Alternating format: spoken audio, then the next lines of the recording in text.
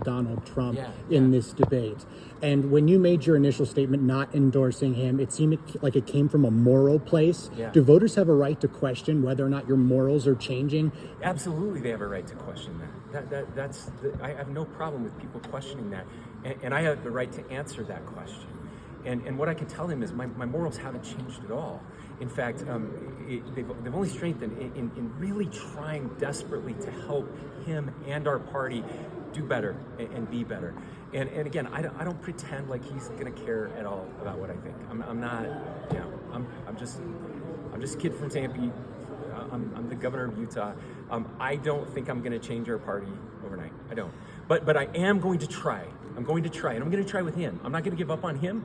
I'm not going to give up on anybody. I've mentioned that I will work with him. I've worked with President Biden. I will work with Vice President Harris, whoever wins, and I will do everything I can to help unify our country. But Governor, you seemingly did give up on him originally. I did, and I then shouldn't have. I think it was a mistake, and that's where, you know, again in that moment. When I saw for a time the potential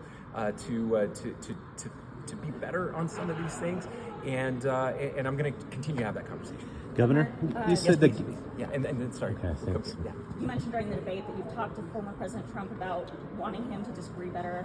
What are your thoughts on his comments during the debate last week? I didn't watch the debate, so I apologize. I don't have any insight there. You say housing and homelessness are the two most important issues. The gap between the rich and the poor is really growing in Utah. You want to build these houses, 300,000 starter homes, 30,000 starter homes. 35,000 starter homes. And the legislature is dominated by developers who do want to maximize their profits. So how do you cut through the red tape to make that possible? Yeah, so again, we have to incentivize the right things in this state, and that's what we're trying to do. Look, if we had a shortage of shoes in this country, then I would want our shoe companies to make money.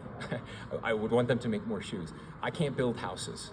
I need developers to build houses, right? And I think there's a moral imperative to start building starter homes, but we have to make it. We have to use the free market to do that. We've seen in this country, we've seen in California, we've seen in New York, we've seen in Europe, policies that try to disrupt the free market to make things cheaper just don't work. You actually have to harness the free market. And the way we do that is to make it so that they actually can make money building smaller homes that are less expensive. Government is one of the biggest drivers of housing costs in this state.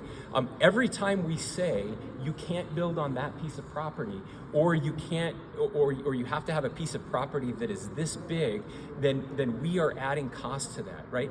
You're not going to build a starter home on a half-acre lot.